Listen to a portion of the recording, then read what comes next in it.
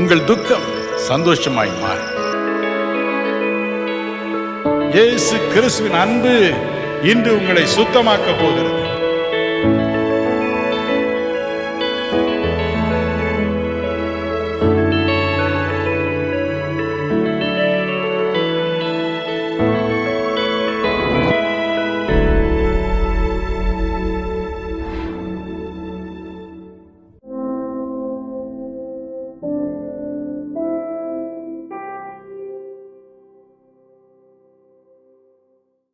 இன்று நாம் கேட்க போகிற ஒரு காரியம் இயேசுவின் கண்ணீர், இயேசு சிந்திய கண்ணீர். அதை குறித்து நாம் இன்று தியானிக்க போகிறோம். யோவான் 11:35 என்ற பகுதியில் ஒரு சிறு வசனத்தை நாம் வாசிக்கலாம். இயேசு கண்ணீர் விட்ட கண்ணீர். இயேசு தேவாதி தேவன் மனு உருக்கொண்டு வந்த பொழுது எடுத்த ஒரு பெயர். இயேசு என்ற பெயருக்கு அர்த்தம் ரட்சகர். இறைவன் ஏன் கண்ணீர் வடிக்க வேண்டும்? என் அன்புக்குரியவர்களே, கண்ணீர் மனிதனுடைய வாழ்க்கையில் இணை பிரியாத ஒரு காரியம், ஒரு பண்பு. வேத புத்தகத்தை நாம் வாசித்து பார்க்கும் பொழுது பலவிதமான மக்கள் பலவிதமான சூழ்நிலையில் கண்ணீர் வடித்ததை நாம் காணலாம். யோபு என்ற ஒரு பெரிய ஐஸ்வர்யவான் இருந்தான், ஒரு பக்தன் அவன். ஆனால் அவனுக்கு வந்த சோதனையில் எல்லாவற்றையும் இழந்தான். யோபு 16:20 அவன் சொல்கிறான், என் சிநேகிதரால் நான் பரியாசம் பண்ணப்படுகிறேன், என் கண்கள் தேவனை நோக்கி கண்ணீர் சொரிகிறது என்றார். தாவீது என்பவன் ஈடு இணையற்ற அரசன், பராக்கிரமசாலி. அவன் சொன்னான், சங்கீதம் 6:6, இரவெல்லாம் என் படுக்கை நான் கண்ணீரினால் ஈரமாக்குகிறேன், என் கட்டிலை கண்ணீரினால் நனைக்கிறேன் என்றான். சங்கீதம் 42:3 சொன்னான், என் கண்ணீரே எனக்கு உணவாயிற்று என்று. சங்கீதம் 56:8 சொன்னான், தேவனே என் கண்ணீரை உம்முடைய துருத்தியில் வையும், அவைகள் உம்முடைய கணக்கில் அல்லவோ இருக்கிறது என்றான். அதுபோல பிரசங்கி 4:1 சாலமோன் என்னும் ஈடு இணையற்ற அரசன் இப்படி சொல்கிறான், ஐயோ என்னுடைய நாட்டிலே ஒடுக்கப்பட்டவர்கள் வடிக்கும் கண்ணீர் எத்தனையா இருக்கிறது என்று கலங்கி நின்றான். ஏசாயா தீர்க்கதரிசியின் புஸ்தகம் 38 1-5 வரை உள்ள பகுதியில் எசேக்கியா என்ற ஒரு நல்ல அரசன் மனம் கசந்து அழுதான். நோயின் காரணமாய் தேவனை நோக்கி மிகவும் அழுதான் என்று வேதம் சொல்கிறது. தேவனும் அவனை பார்த்து உன் கண்ணீரை கண்டேன் என்று சொன்னாரா. எரேமியா என்ற ஒரு தீர்க்கதரிசி இருந்தான். எரேமியா 13:17 அவன் சொல்கிறான், என் கண்கள் கண்ணீரை சிந்திக் கொண்டே இருக்கும் என் மக்களுக்காக என்று. காணக்கூடாத இறைவன் இந்த உலகில் மனிதனாய் உலாவிய பொழுது அவருக்கு முன்பதாகவும் மக்கள் வந்து கண்ணீர் வடித்தார்கள். குறிப்பாக லூக்கா 7:38 ஒரு பெண் தன் பாவத்தை நினைத்து கண்ணீர் தாரை தாரையாய் அவருடைய பாதத்தில் வடித்தாளாம். மார்க் 9:24 சொல்லுகிறது, தன் ஒரே மகனுடைய வேதனையை, பிசாசினால் அவன் பட்ட பாடுகளை பார்த்து சகிக்க முடியாமல் தகப்பன் ஒருவன் கண்ணீரோடே இயேசுனிடம் மன்றாடி நின்றான் என்று. என் அன்புக்குரியவர்களே, கண்ணீர் பலவிதமான மக்களுக்கு பலவிதமான காரணங்களினால் வரும் ஒரு காரியம். இந்த கண்ணீரை நாம் தவிர்க்கவே முடியாது. எனவேதான் கண்ணீர் எல்லா மக்களுடைய உள்ளங்களையும் அசைக்கிறது. என்னுடைய நண்பர் ஒருவர் ஒரு வங்கியில் வேலை பார்த்து வந்தார். அவர் சொன்னார், அவருடைய ஜெனரல் மேனேஜர் திடீரென்று மரித்து போனாரா. அவருடைய மகள் சின்ன பிள்ளை, அவளுக்கு ஒன்றும் தெரியவில்லை.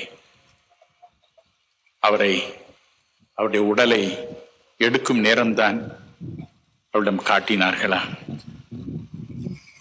தாய் சொன்னாள், மகளே, கடைசி தடவையாக உன் தகப்பனுக்கு முத்தம் கொடு என்று. அப்படியே முத்தம் கொடுத்தாள். எங்கள் அனைவருடைய உள்ளமும் அப்படியே உருகி போயிற்று. அந்த காட்சி இன்னும் எங்களால் மறக்க முடியவில்லை என்று சொன்னார். ரோமர் 8ஆம் அதிகாரம் 22ஆம் வசனத்தை நாம் வாசிக்க கேட்கும் பொழுது அதில் இவ்விதமாய் வேறொரு காரியத்தை நாம் பார்க்கிறோம். சகல சிருஷ்டிகளும் இவ்விதமான சோதனைகள் வரும் பொழுது புலம்பி நிற்கின்றனவா? பல ஆண்டுகளுக்கு முன்பு நான் உதகமண்டலத்தில் உள்ள முதுமலை என்ற இடத்திற்கு போயிருந்தேன். அங்கே மிருகங்கள் உலாவுவதை நீங்கள் பார்க்கலாம். அங்குள்ள ஒருவர் சொன்னார், ஐயா, ஒரு தடவை யானை ஒன்று குட்டி போட்டது. ஆனால் அந்த குட்டி இறந்து போனது. அந்த தாய் யானைக்கு தெரியவில்லை தன் குட்டி இறந்து போனது என்று. அருகில் இந்த தடவி கொடுத்து கொண்டே இருந்தது. பிறகு அது இறந்து விட்டது என்று தெரிந்தவுடன் 2 கண்களிலும் கண்ணீர். ஒரு வாரம் அதே இடத்தில் நின்று கண்ணீர் வடித்துக் கொண்டே இருந்தது. என் அன்புக்குரியவர்களே, மனிதன் மட்டுமல்ல, விலங்கினங்களும் கூட கண்ணீர் வடிக்கின்றன. எனவேதான் தேவாதி தேவன் இதை கண்டு மனம் உருகினார். இயேசு பிறப்பதற்கு 1000 ஆண்டுகளுக்கு முன்பு ஏசாயா என்ற ஒரு தீர்க்கதரிசியின் மூலமாய் தாம் எப்படி இந்த உலகிற்கு வருவார் என்பதை ஏசாயா 25:8-9 வசனங்களில் நாம் வாசிக்க கேட்டோம். அது என்ன சொல்கிறது? எல்லா முகங்களிலும் இருந்து அவர் கண்ணீரை துடைப்பார். எல்லா முகங்களிலும் இருந்து கண்ணீரை துடைப்பார். அதற்கென்றே அவர் இறங்கி வருவார் என்று ஏசாயா தீர்க்க தரிசனம் உரைத்தார். எல்லா முகங்களிலும் இருந்து கண்ணீரை துடைக்கவே தேவாதி தேவன் மனு உருக்கொண்டு இறங்கி வந்தார். அதற்குத்தான் அவர் இறங்கி வந்தார். பல ஆண்டுகளுக்கு முன்பு சர் லாரன்ஸ் ஒலிவியர் என்று மிக பிரசித்தி பெற்ற திரைப்பட நடிகர் ஒருவர் இங்கிலாந்து தேசத்தில் இறந்தார். அவர் ஒரு நாள் இவ்விதமாக ஒரு அறிக்கையை யாவரும் வாசிக்கும்படி அனுப்பினார். என்ன அறிக்கை விட்டிருந்த? எனக்கு கேன்சர் நோய் வந்திருக்கிறது. எனவே கேன்சர் நோயினால் உலகம் முழுவதிலும் வாடும் மக்கள் சார் லாரன்ஸ் ஒலிவியருக்கு கூடவா கேன்சர்? அப்படியானால் பரவாயில்லை என்று ஆறுதல் பெறட்டும் என்ற ஒரு செய்தியை மக்கள் பெற வேண்டும் என்பதற்காக அனுப்பினார். ஆனால் ஆண்டவராகிய இயேசு கிறிஸ்துவோ, அதரிசனமான தேவனுடைய தற்சுரூபமோ இந்த ஒரு ஆறுதலை தர மட்டுமல்ல, கண்ணீரை துடைக்கவே இந்த பூமிக்கு இறங்கி வந்தார். எல்லா முகங்களிலும் இருந்து கண்ணீரை நான் துடைக்க வேண்டும் என்று வந்தார். ஏசாயா 61:2 வசனத்தை நீங்கள் வாசித்து பார்த்தார். துயரப்பட்ட அனைவருக்கும் ஆறுதல் கொடுக்க, புலம்பலுக்கு பதிலாய் ஆனந்த தைலத்தை கொடுக்கவே அவர் இறங்கி வந்தாரா? கவலைப்படாதிருங்கள். இயேசு கிறிஸ்து இந்த உலகில் இறங்கி வந்த அதரிசனமான தேவன் எதற்கு வந்தார்? நம் கண்ணீரை துடைக்க. கண்ணீரோடு வந்திருக்கிறீர்களா? இந்த அவர் துடைப்பார். போகட்டும். இந்த உலகில் அவர் மனிதனாய் உலாவின பொழுது 2 பேர் அவருடைய பாதத்தில் வந்து விழுந்து அழுதார்கள் என்று நான் உங்களுக்கு சொன்னேன். முதலாவது நபர் ஒரு பெண். அவளை குறித்து லூக்கா 7:37 சொல்கிறது, அவள் பாவியான பெண் என்று. இயேசுவின் பாதத்தை அவள் கண்ணீரால் நனைப்பதை கண்ட ஐஸ்வர்யவான் ஒருவன் என்ன சொன்ன? ஐயோ, இவள் பாவியான ஸ்திரீ என்றாள். இயேசுவும் கூட அவளை பற்றி பேசும் பொழுது இவளுடைய அநேக பாவங்கள் என்று குறிப்பிடுகிறார். பாவத்திலே ஊறி வளர்ந்து விட்ட அவள் இயேசுவின் பாதத்தில் கண்ணீரை குடம் குடமாய் கொட்டினார். காரணம் என்ன? மனஸ்தாப கண்ணீர். பாவத்தை பற்றிய பாரம் உள்ளத்தை அழுத்த வேறு வழியின்றி அவருடைய பொற்பாதத்தில் தன் கண்ணீரை சிந்தினாள். என் அன்புக்குரியவர்களே, பல ஆண்டுகளுக்கு முன்பு எனக்கு தெரிந்த ஒரு அன்பு சகோதரி ஒரு குறிப்பிட்ட ஸ்தாபனத்தை நடத்தி வந்தார்கள். வேலையில்லாமல் இருக்கும் கிராம பெண்களை, குடும்பத்தில் பலவிதமான கஷ்டத்தில் இருக்கும் குடும்ப பெண்களை கூட்டி வந்து அந்த பிள்ளைகளுக்கு தையல் கற்றுக் கொடுப்பார்கள். இன்னும் பலவிதமான தொழில்களை கற்றுக் கொடுப்பார்கள். பிறகு வீட்டிற்கு அனுப்பி விடுவார்கள். அந்த தொழிலை வைத்தவர்கள் பிழைத்துக் கொள்ள வேண்டும். ஆனால் ஒரு பெண் மட்டும் நான் வீட்டிற்கு போக மாட்டேன் என்று சொல்லிவிட்டாள். ஏனம்மா என்று அவள் வினவினப்பொழுது அவள் சொன்னாள், அம்மா,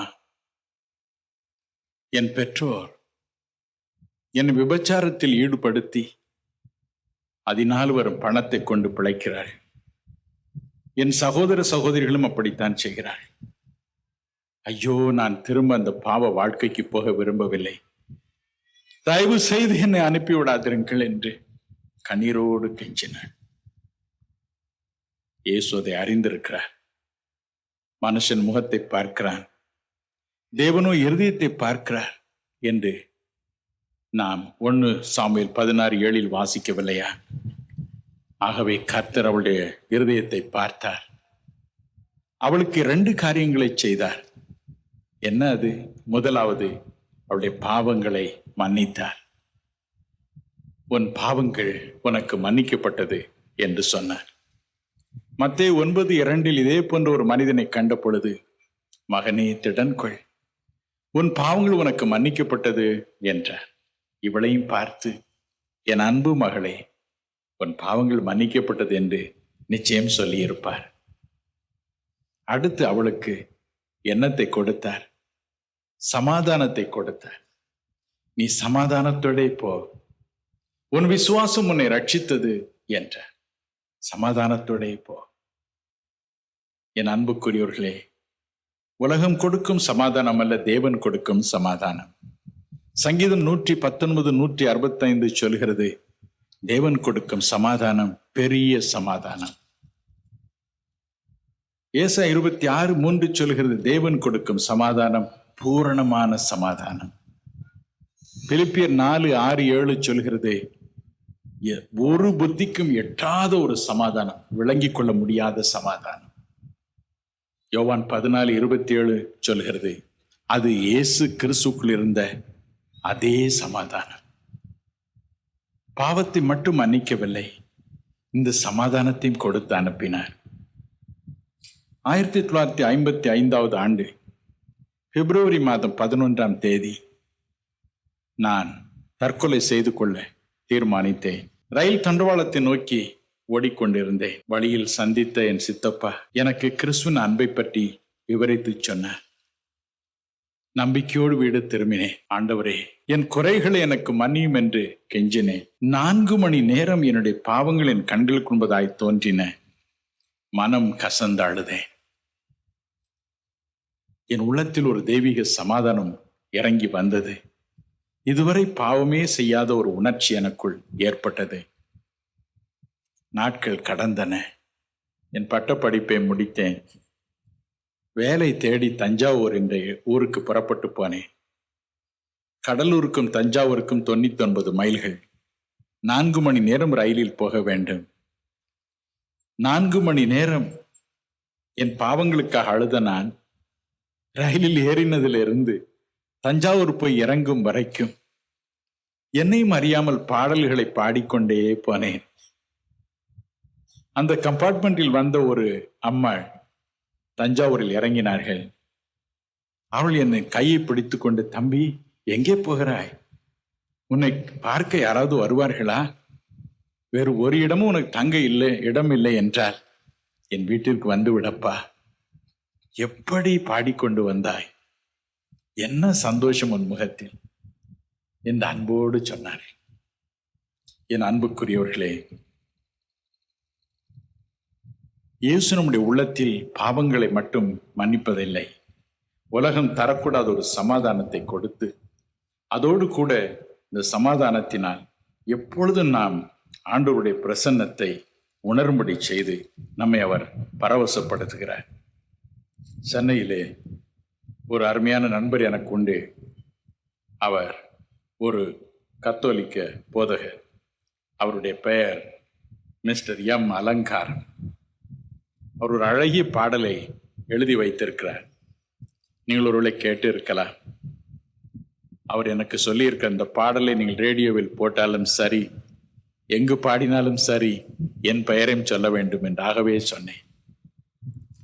அந்த பாட்டு சொல்கிறது, இயேசு இல்லாத ஒரு நாள் அல்ல.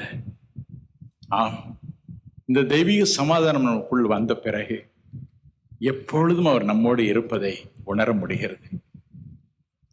அவருடைய பிரசன்னத்தை உணர முடிகிறது. உலகம் தரக்கூடாத சமாதானத்தை அனுபவிக்க முடிகிறது. நீ இல்லாத நாளெல்லாம் நாளாகுமா? நீ இல்லாத வாழ்வெல்லாம் வாழ்வாகுமா? நீ இல்லாத நாளெல்லாம் நாளாகுமா? நீ இல்லாத வாழ்வெல்லாம் வாழ்வாகுமா? உயிரின் ஊற்றே நீயாவாய், உண்மையின் வழியே நீயாவாய். உயிரின் ஊற்றே நீயாவாய், உண்மையின் வழியே நீயாவாய். உறவின் பிறப்பே நீயாவாய், உள்ளத்தின் மகிழ்வே நீயாவாய். நீ இல்லாத நாளெல்லாம் நாளாகுமா? நீ இல்லாத வாழ்வெல்லாம் வாழ்வாகுமா? நீ இல்லாத நாளெல்லாம் நாளாகுமா? நீ இல்லாத வாழ்வெல்லாம் வாழ்வாகுமா? எனது நினைவும் நீயாவாய், எனது மொழியும் நீயாவாய். எனது நினைவும் நீயாவாய், எனது மொழியும் நீயாவாய். எனது மீட்பும் நீயாவாய், எனது உயிர்ப்பும் நீயாவாய். நீ இல்லாத நாளெல்லாம் நாளாகுமா? நீ இல்லாத வாழ்வெல்லாம் வாழ்வாகுமா? நீ இல்லாத நாளெல்லாம் நாளாகுமா? நீ இல்லாத வாழ்வெல்லாம் வாழ்வாகுமா? எனது ஆற்றலும் நீயாவாய், எனது வலிமையும் நீயாவாய். எனது ஆற்றலும் நீயாவாய், எனது வலிமையும் நீயாவாய். எனது அரணும் நீயாவாய், எனது கோட்டையும் நீயாவாய். நீ இல்லாத நாளெல்லாம் நாளாகுமா?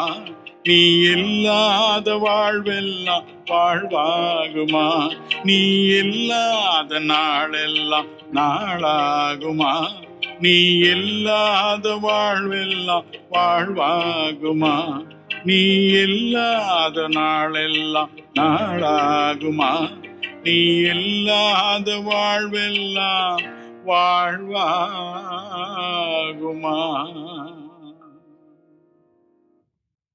இயேசு கொடுக்கும் சமாதானம் விவரிக்க முடியாத சமாதானம். துன்பத்தினூடே நம்மை பாடச் செய்கிறது. என் வேலையில் திண்டாட்டம் போகவில்லை, என் வறுமை போகவில்லை, என் தாயின் நோய் போகவில்லை, வாழ்வின் பிரச்சனைகள் போகவில்லை. ஆனால் இந்த சமாதானமோ, இந்த பாவ மன்னிப்பு நிச்சயமோ என்னை பாடி மகிழும்படி செய்தது, என் கண்ணீரை துடைத்தது. அடுத்த நபரை பாருங்கள். மார்க் 23, 24 படி ஒரு ஏழை தகப்பனார் இயேசுவின் பாதத்தில் வந்து விழுந்து கதறுகிறார். ஐயா, என் மகன் படும் பாட்டை என்னால் சகிக்க முடியவில்லை. ஊமையான ஒரு ஆவி அவனை வந்து பிடிக்கிறது. அப்பொழுது அது அவனை அலைக்கழிக்கிறது. தண்ணீரிலாவது தீயிலாவது அவனை தள்ளி கொண்டுவிட முயற்சிக்கிறது. அவன் நுரை தள்ளி சோர்ந்து போகிறான். எங்கள் மீது மனது இறங்கி ஏதாவது செய்யக்கூடுமானால் செய்யும் என்று கண்ணீரோடே வேண்டிக் கொண்டார். இயேசு அவன் கண்ணீரை பார்த்து மனது உருகினார். அந்த பிசாசை கடிந்து கொண்டார். என் அன்புக்குரியவர்களே, வெறும் பாவத்தினால் மட்டும் நோய் வந்து விடுகிறது என்று நினைத்து விடாதிருங்கள். அல்லது நம்முடைய பாவத்தினால் தான் பிரச்சனைகள் நமக்கு வருகின்றன என்று தயவு செய்து உங்களை குற்றப்படுத்திக் கொள்ளாதிருங்கள். இயேசு வேறொரு முக்கியமான காரணத்தையும் சொல்லி போனார். யோவான் 8ஆம் அதிகாரம் 44வது வசனம், யோவான் 10ஆம் அதிகாரம் 10வது வசனம், இவைகளில் பொல்லாத பிசாசு என்னும் ஒரு தீய சக்தியை பற்றி அவர் பேசினார். இந்த பிசாசு மனுஷ கொலைபாதகன், பொய்யன் என்றார். அவன் திருடவும் கொல்லவும் அழிக்கவே வருகிறான் என்றார்.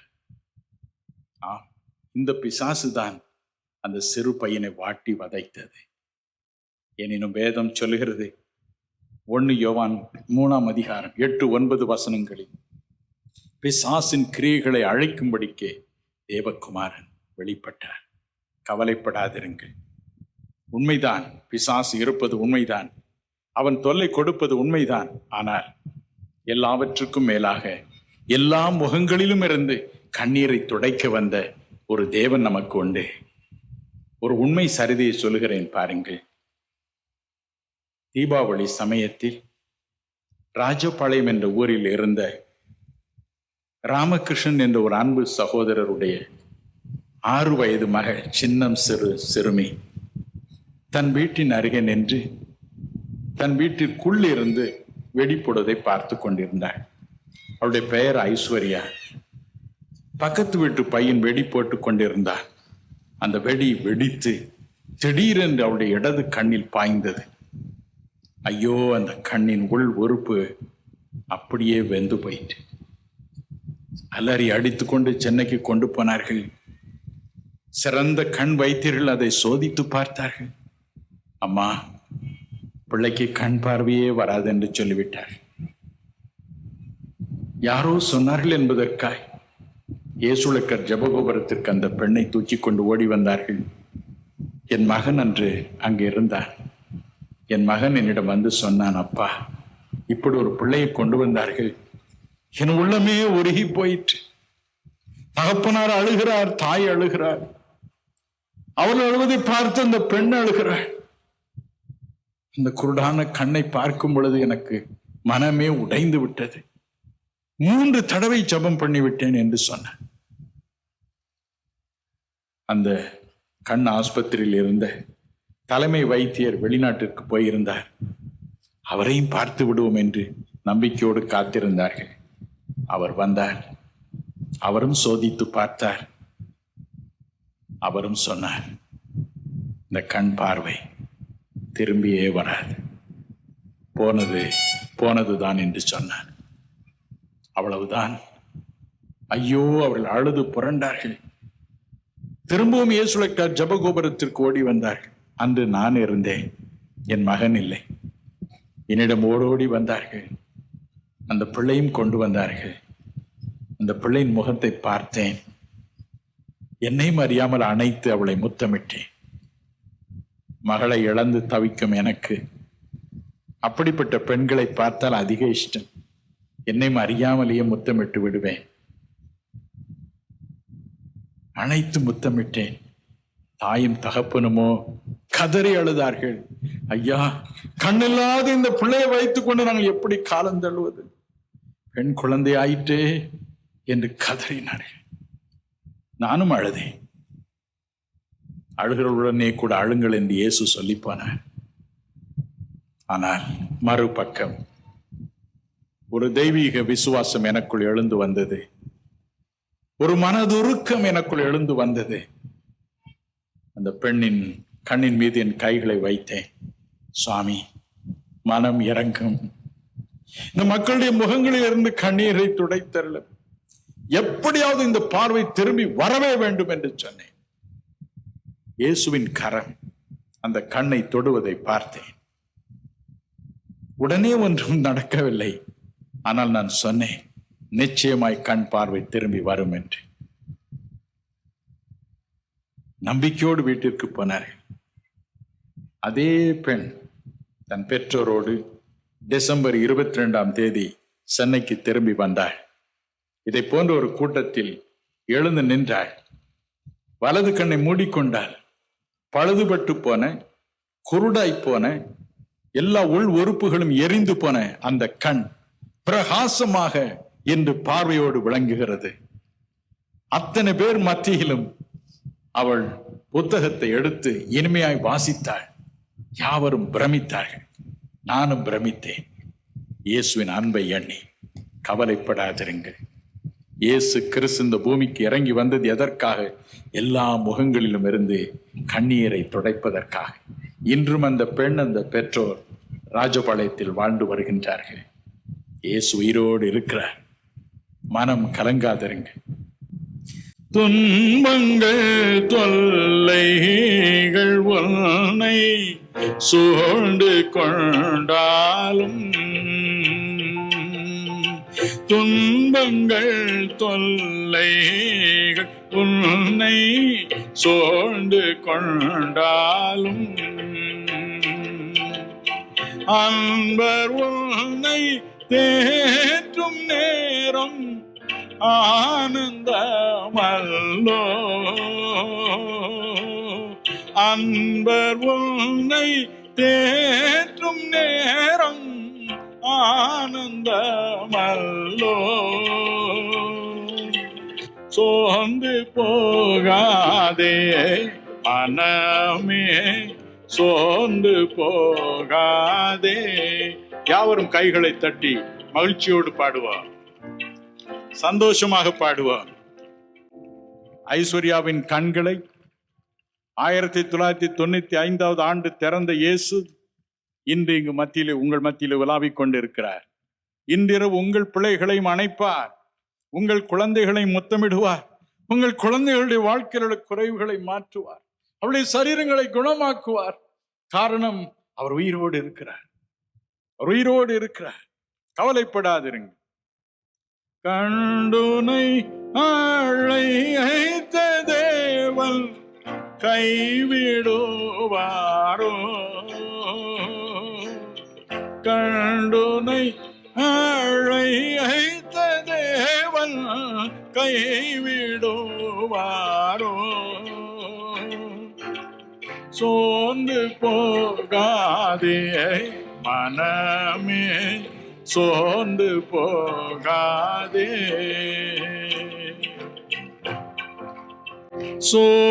சோதனைகளை சகிப்போன் பாக்யவானல்லோ.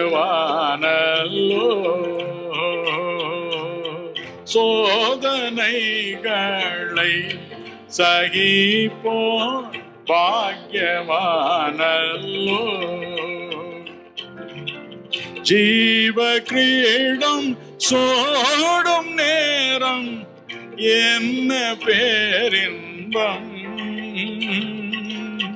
ஜீவ கிரீடம் சோடும் நேரம் என்ன பேரின்பம். சோர்ந்து போகாதே மனமே, சோர்ந்து போகாதே. கவலைப்படாதிருங்க. இயேசு உயிரோடு இருக்கிறார். காரணம் இல்லாமல் நாம் இங்கு கூடி வரவில்லை. எல்லா முகங்களிலும் இருந்து கண்ணீரை துடைக்க அவர் இறங்கி வந்தார். உங்கள் முகத்திலிருந்து கண்ணீரை துடைப்பார். ஒவ்வொருவர் முகத்திலும் இருந்து கண்ணீரை துடைப்பார். வேதம் சொல்லுகிறது 1 தீமோத்தேயு 2:6 எல்லாரை மீட்கும் பொருளாக தன் ஜீவனை கொடுத்தவர் அவர் என்று. கவலைப்படாது, போகட்டும். கடைசியாக ஒரு காரியத்தை, முக்கியமான காரியத்தை பார்ப்போமா? மனிதனுடைய கண்ணீர் எத்தனை வேதனையானது என்பதை அனுபவிப்பதற்காய், அறிந்து கொள்வதற்காய் அவரே அந்த கண்ணீரின் பாதையில் நடந்து போனார். இயேசுவின் வாழ்க்கையை பாருங்கள். லூக்கா 19ஆம் அதிகாரம் 41 44 வரை உள்ள வசனங்களை வாசித்து பாருங்கள். அங்கே வேதம் சொல்கிறது, இயேசு எருசலேம் நகரத்தை பார்த்து கண்ணீர் விட்டார் என்று. ஏன் கண்ணீர் விட்டார்? அந்த நகரம் மனம் திரும்பாமல் போனதினால், அதற்கு வரப்போகும் தண்டனை தூரத்தில் இருந்து பார்த்து கண்ணீர் வடித்தார். இயேசு கண்ணீர் வடித்த 70 ஆண்டுகளுக்கு பிறகு அந்த நகரம், எருசலேம் நகரம், ஒரு கல்லின் மேல் ஒரு கல் இராதபடிக்கு அவருடைய வார்த்தையின் படியே நொறுக்கப்பட்டு போனது. மனம் திரும்பாத மக்களுக்காய் இயேசு கண்ணீர் வடித்தார். நாம் முதலில் வாசிக்க கேட்ட வசனத்திற்கு திரும்ப வருவோம். யோவான் 11:35. இயேசு கண்ணீர் விட்டார். எங்கு கண்ணீர் விட்டார்? இயேசுவுக்கு 3 சிறந்த நண்பர்கள் இருந்தார். மார்த்தாள், மரியாள், அவருடைய சகோதரன் லாசர். வேதம் சொல்கிறது யோவான் 11:4-5 இயேசு மீது அன்பாய் இருந்தார். காரணம், அவர்கள் இயேசுவின் மீது அன்பாய் இருந்தார்கள், அவரை பராமரித்தார்கள். அன்பாய் இருந்தார். அந்தோ லாசரு மரித்து போனான். மரித்து 4 நாட்களுக்கு பிறகு இயேசு வந்தார். மார்த்தாள் அவருடைய பாதத்தில் விழுந்து கலங்கினாள். ஆண்டவரே, நீர் இங்கே இருந்திருந்தீரானால் என் சகோதரன் மரித்திருக்க மாட்டான். அடுத்து மரியாள் வந்தாள். அதே காரியத்தை சொல்லி அவளும் புலம்பினாள். அந்த கிராமத்து மக்கள் வந்தார்கள். அவர்களும் கலங்கி நின்றார்கள். வேதம் சொல்கிறது, இயேசு மார்த்தாளும் மரியாளும் அழுவதையும், கூட இருந்த அந்த கிராமத்து ஜனங்கள் அழுவதையும் கண்ட பொழுது தனக்குள் கலங்கினார். வேதனை உள்ளத்தை வாட்டியது. தனக்குள் கலங்கினார். Jesus groaned within himself. தாங்கவே முடியவில்லை.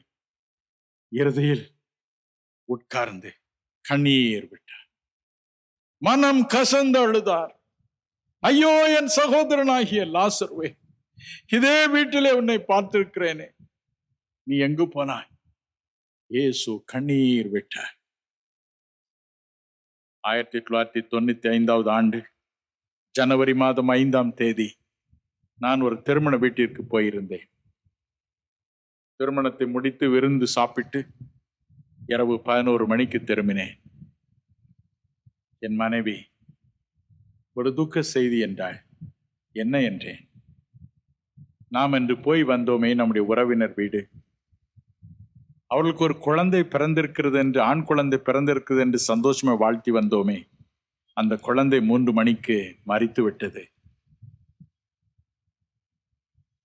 என் உள்ளம் அதிர்ச்சி அடைந்தது. அப்படியே காரில் மறுபடியும் ஏறினேன். வீட்டிற்கு விரைந்து ஓடினேன். அந்த அறைக்குள் பிரவேசித்தேன். எந்த சோஃபாவில் அந்த குழந்தையை வைத்து அன்று கொஞ்சிக் கொண்டிருந்தார்களோ அதே சோஃபாவில் அந்த குழந்தையின் உயிரற்ற சடலம் கிடந்தது. என்னால் அந்த காட்சி சகிக்க முடியவில்லை. அந்த குழந்தையின் அருகே உட்கார்ந்தேன். மனம் கசந்து அழுதேன். அரை மணி நேரம் அழுதேன். அந்த பெண்ணின் தாய் பயந்து போனாள். பெண்ணின் பெற்றோர் பயந்து போனார்கள். ஐயோ, இவருக்கு ஏதாவது வந்துவிடப் போகிறது என்று அவள் வந்து என்னை தேற்றினார்கள். அவள் சொன்னாள், மாமா நீங்க அழாதீங்க, மாமா நீங்க அழாதீங்க என்று சொன்னாள். தாங்க முடியாத துயர். என்னையும் ஒரு கணம் மறந்து விட்டேன். நாம் எல்லாரும் அப்படித்தான். ஆனால் தேவகுமாரனாகிய இயேசு, அதரிசனமான தேவனுடைய தற்சுரூபம், அப்படி அழுதது உண்மையானால் எப்படி அவர் நம்மை நேசிக்கிறார் என்பதை சற்று யோசித்து பாருங்கள். தைரியத்தை இழந்து விடாதிருங்கள். எனக்கு யாரும் இல்லை என்று சொல்லாதிருங்கள். எனக்கு உதவியே இனி இல்லை என்று சொல்லாதிருங்கள். நீங்கள் அழும் பொழுது அவரும் அழுவார், உங்களை தேடி வருவார். மூன்றாவதாக எபிரேயர் 5:7 இயேசுவின் அழுகை பற்றி இப்படி கூறுகிறது. வாசிக்க கேட்போமா?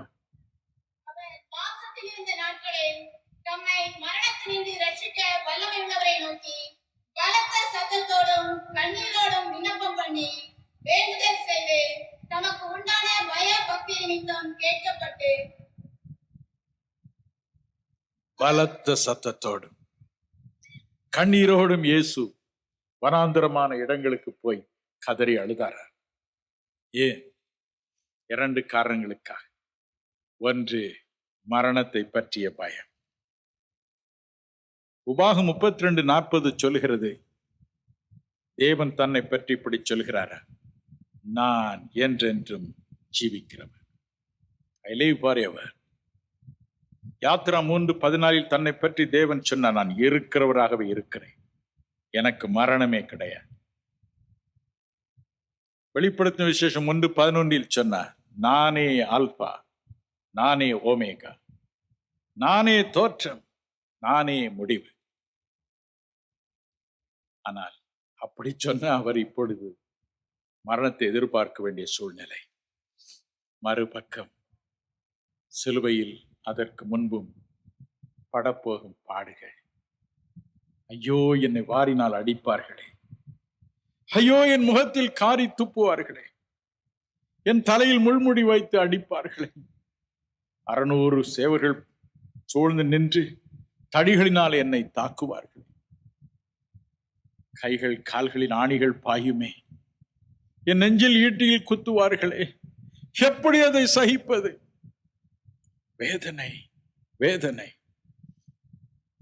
கண்ணீரோடு கெத்செமனே தோட்டத்தில் பிரார்த்தனை செய்தார், பிதாவே உமக்கு எல்லாம் கூடும், உமக்கு எல்லாம் கூடும். இந்த பாத்திரம் உமக்கு சித்தமானால் என்னை விட்டு விலகி போகும்படி செய். Let this cup pass on. என்னால் இந்த வேதனை சகிக்கவே முடியாது. எல்லாம் உம்மால் கூடும். இந்த பாத்திரத்தை என்னை விட்டு எடுத்து போடு. ஆனால் அது தேவனுடைய சித்தம் அல்ல என்று அறிந்த பொழுதோ, யோவான் 18:11 சொன்னார், நான் என் பிதா எனக்கு கொடுத்த இந்த பாத்திரத்தில், இந்த துயரத்தின் பாத்திரத்தில் பானம் பண்ணாமல் இருப்பேன் என்றார். வேதனையோடு சொன்னார். அமெரிக்க ஐக்கிய நாட்டில் மிஸ்டர் டெத் என்று ஒரு டாக்டரை அழைப்பார்களா? டாக்டர் சாவு என்பது அவர் பெயர். ஏன் தெரியுமா? பலவிதமான நோய்களினால், வாழ்க்கையின் பிரச்சனைகளினால் தற்கொலை செய்து கொள்ள வேண்டும் என்று விரும்புகிறவர்கள் அவரிடம் போனால் போதும், ஒவ்வொருவருக்கும் அவர் தற்கொலை செய்து கொள்வதற்கு வைத்திருக்கிற விதங்களை சுட்டி காண்பிப்பார். ஏதாவது ஒரு காரியத்தை அவர்கள் தெரிந்து கொள்ளலாம். அப்படித்தான் ஒருவர் அவரிடம் போனார்.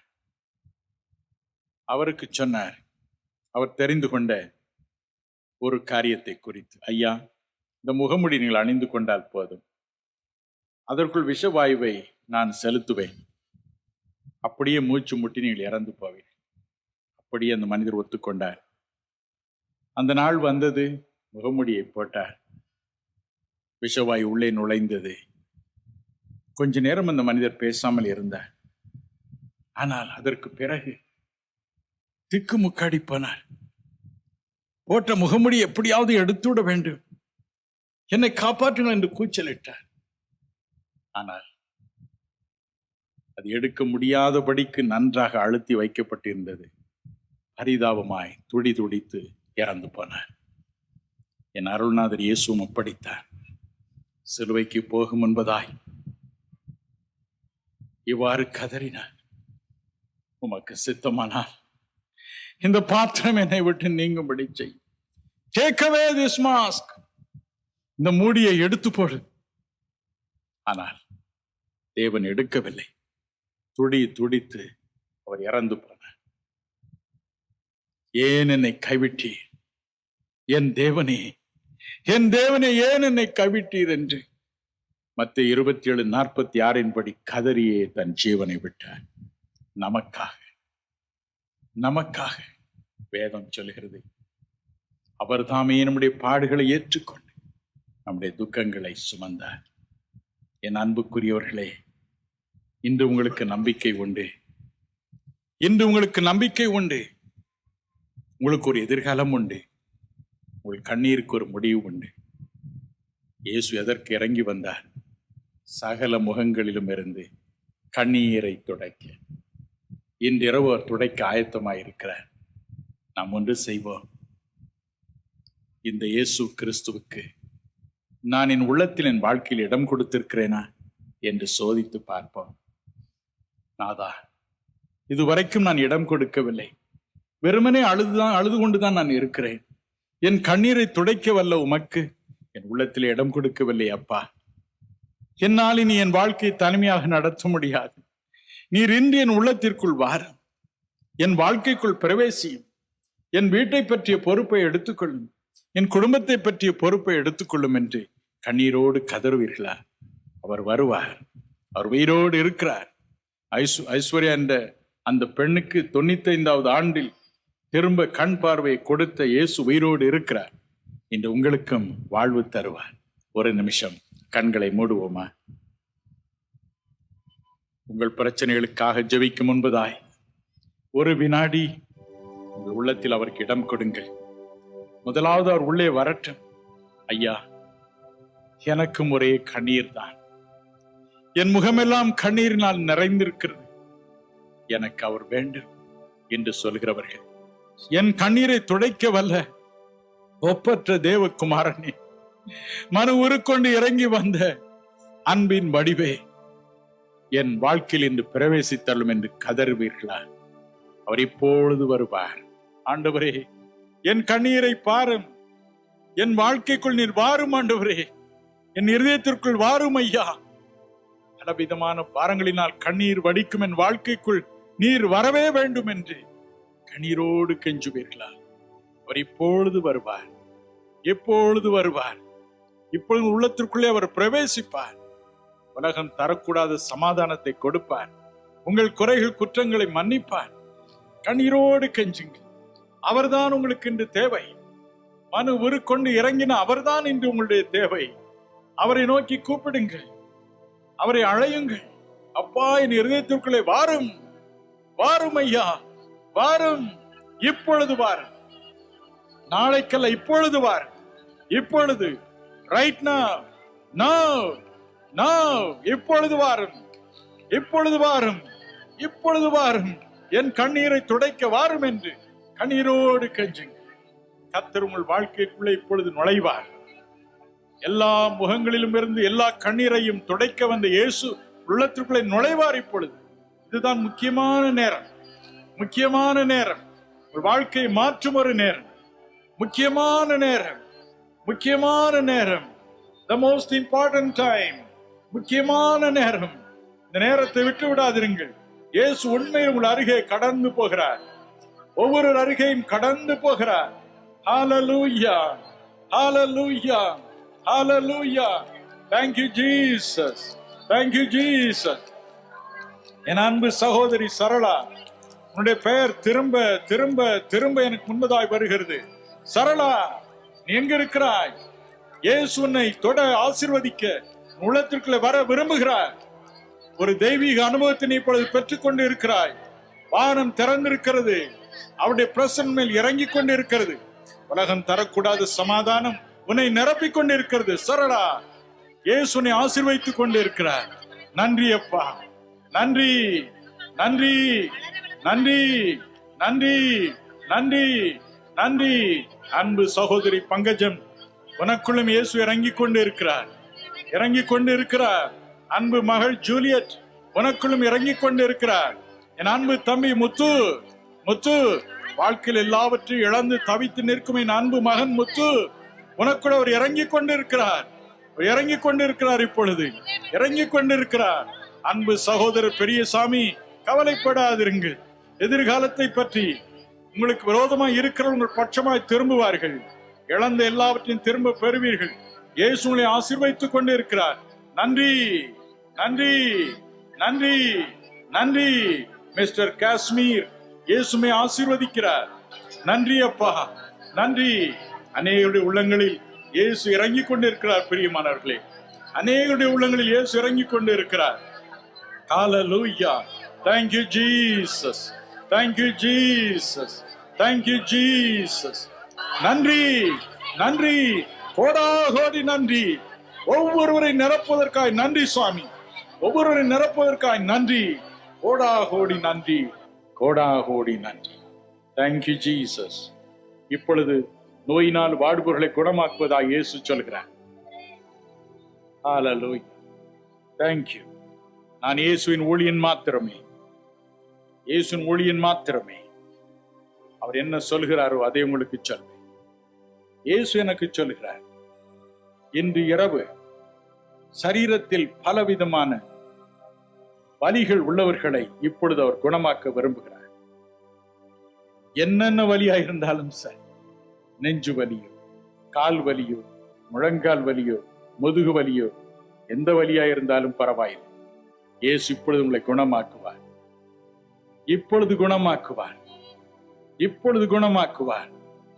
நோய் உள்ளவர்கள், வலி உள்ளவர்கள் தயவு செய்து மார்பில் கரங்களை வைத்துக் கொள்ளுங்கள். அதே விதமாய் இயேசு எனக்கு சொல்கிறார், மூச்சு எழுப்பினால் கஷ்டப்படுகிறவர்களை பார்க்க எனக்கு சஞ்சலமாய் இருக்கிறது என்று சொல்கிறார். ஐயோ, குளிர்காலம் வந்தால் போதும், எந்த நேரம் எனக்கு மூச்சு இழுப்பு வந்துவிடுமே என்று கலங்கி நிற்கிற பலரை இயேசு எனக்கு காண்பிக்கிறார். என் அன்பு சகோதர சகோதரிகளே, இயேசு இன்று இரவு உங்களை குணமாக்குவார். உங்கள் மார்பில் உங்கள் கைகளை வையுங்கள். இப்பொழுது இயேசுவின் அன்பு கரம் உங்கள் மார்பில் வந்து உங்களை தொடும். இப்பொழுது உங்களை குணமாக்கும். ஹல்லேலூயா. Thank you Jesus. Thank you Jesus. Thank you Jesus. Thank you Jesus. பலவிதமான பொல்லாத பிசாசின் பிடியினால் அவஸ்தைப்படுகிற பலர் இங்கு உண்டு. குடும்பமாய் பிசாசின் பிடியில் சிக்கி தவிக்கிற பலர் உண்டு. இப்பொழுது இயேசு கிறிஸ்து ஒவ்வொருவரையும் விடுதலை செய்ய போவதாக சொல்கிறார். இப்பொழுது இந்த பிசாசுகள் உங்கள் வாழ்க்கை விட்டு வெளியே வரும், அலரும், கூச்சலிடும். தேவனுடைய வல்லமை சகிக்க முடியாமல் இப்பொழுது ஒவ்வொரு சரீரத்திலும் வெளியே புறப்பட்டு வரும். அவைகள் வெள்ளி சூன்யங்கள், மந்திர தந்திரங்கள் எல்லாம் இப்பொழுது நொறுங்கும், நொறுங்கும், நொறுங்கும்.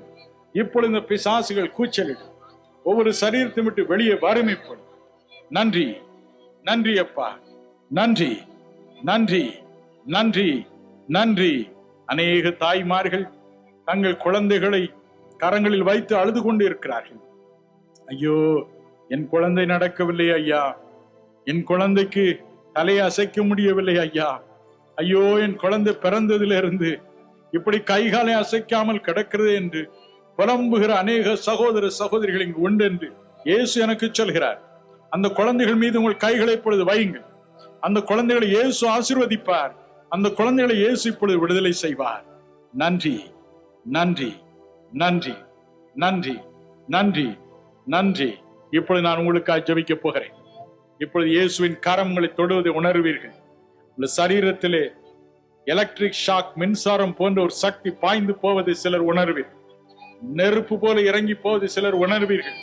சிலர் ஐஸ் கட்டி போல இனிமையான ஒரு உணர்ச்சியை பெறுவீர்கள்.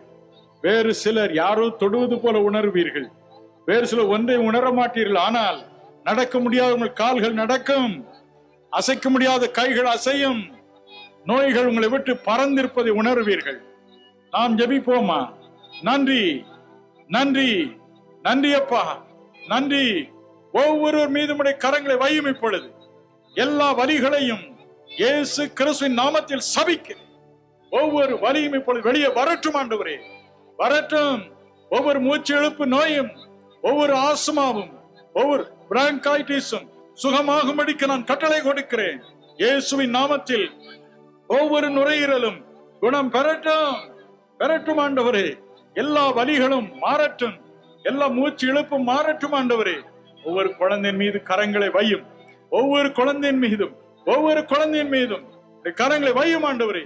அந்த குழந்தைகளின் சரீரத்தில் என்ன பாடு இருந்தாலும் அவைகள் இப்பொழுது மறைவதாக. எல்லா நோய்களும் மறைவதாக, எல்லா பலவீனங்களும் மறைவதாக. நன்றி, நன்றி, நன்றி, நன்றி அப்பா, கோடா கோடி நன்றி, நன்றி அப்பா. நடக்க முடியாத குழந்தைகள் நடக்கட்டும், பேச முடியாத குழந்தைகள் பேசட்டும், பார்க்க முடியாத குழந்தைகள் பார்க்கட்டும், மூளை வளர்ச்சி இல்லாத குழந்தைகள் மூளை வளர்ச்சி இப்பொழுது உடனே பெறட்டும். நான் இப்பொழுது இப்பொழுது ஆசீர்வதியும். எல்லா பிசாசின் சக்திகளை, அந்தகார சக்திகளை இயேசு கிறிஸ்துவின் இணையற்ற நாமத்தில் சபிக்கிறேன். ஒவ்வொரு குடும்பத்திலிருந்தும், சரீரத்திலிருந்தும், அவைகள் வெளியே வரட்டும் என்று கட்டளை கொடுக்கிறேன். ஒவ்வொரு பிசாசையும் இயேசுவின் நாமத்தில் நான் பாதிக்கிறேன் ஆண்டவரே, பாதிக்கிறேன் அப்பா. வெளியே வரட்டும். இப்பொழுது பிள்ளைகள் விடுதலை பெறட்டும் அப்பா. ஒவ்வொருவரையும் குணமாக்கும். எல்லா முகங்களிலும் இருந்து கண்ணீரை துடைத்து போடும். என்ன காரணத்தினால் கண்ணீரோ அந்த காரணத்தை அகற்றும். எல்லா முகங்களிலும் இருந்து கண்ணீரை நிரந்தரமாய் அகற்றும். எல்லா தகப்பனாரின் கண்ணீரை மாற்றும். எல்லா தாயின் கண்ணீரை மாற்றும். ஒவ்வொரு தங்கச்சியின் கண்ணீரை மாற்றும். தம்பியின் கண்ணீரை மாற்றும். குழந்தையின் கண்ணீரை மாற்றும். இயேசு கிறிஸ்துவுக்காய் ஊழியம் செய்கிற ஊழியருடைய கண்ணீரை மாற்றும் ஆண்டவரே, மாற்றும். நன்றி கோடாகோடி நன்றி, கோடாகோடி நன்றி, கோடாகோடி நன்றி. ஹல்லேலூயா, ஹல்லேலூயா. இயேசு ஒவ்வொருவரையும் தொட்டு கொண்டு இருக்கிறார். ஒவ்வொரு முகத்திலும் இருந்து கண்ணீரை துடைத்துக் கொண்டு இருக்கிறார். உங்களை ஆசீர்வதித்துக் கொண்டு இருக்கிறார். எல்லாரும் உள்ளத்தின் ஆழத்தில் இந்த ஆண்டவரை ஸ்தோத்தரியுங்கள். செய்ய முடியாத காரியங்களை செய்து பாருங்கள். இதுவரை வைக்க முடியாத கரங்களை கால்களை வைத்து பாருங்கள். ஹல்லேலூயா. இயேசு உங்களை விடுதலை செய்திருக்கிறார். ஒருவராவது நீங்கள் பெற்ற அனுபவத்தை சொல்லாமல் இந்த இரவு போகவே கூடாது. நன்றியுள்ளவர்களாய் இருங்கள் என்று வேதம் சொல்கிறதே. தயவு செய்து இயேசு கொடுத்திருக்கிற ஆசீர்வாதத்தை சோதித்து பாருங்கள். மனதில் கொடுத்திருக்கிற சமாதானம், மனதில் கொடுத்திருக்கிற சந்தோஷம், பாவ மன்னிப்பு நிச்சயம். இவைகளுக்கு ஆண்டவரை இந்த இரவு சோத்தரிப்போம். எல்லாரும் சோத்தரிப்போம். அவர் கொடுத்திருக்கிற ஆசீர்வாதத்திற்காய் நன்றி. கொடுத்திருக்கிற சரீர சுகத்திற்காய் நன்றி. சரீரத்தை சோதித்து பாருங்கள். உங்கள் வலிகள் அங்கு இல்லை. மூச்சு இழப்பு அங்கு இல்லை. மூச்சு இழுப்பு ஓட்டமாய் ஓடி மறைந்தது. பிசாசின் வல்லமை அங்கு இல்லை. பிசாசின் சக்திகள் இல்லை. எங்கும் விடுதலை. சோதித்து பாருங்கள். ஆண்டவரை மகிமைப்படுத்துங்கள். Thank you, Jesus.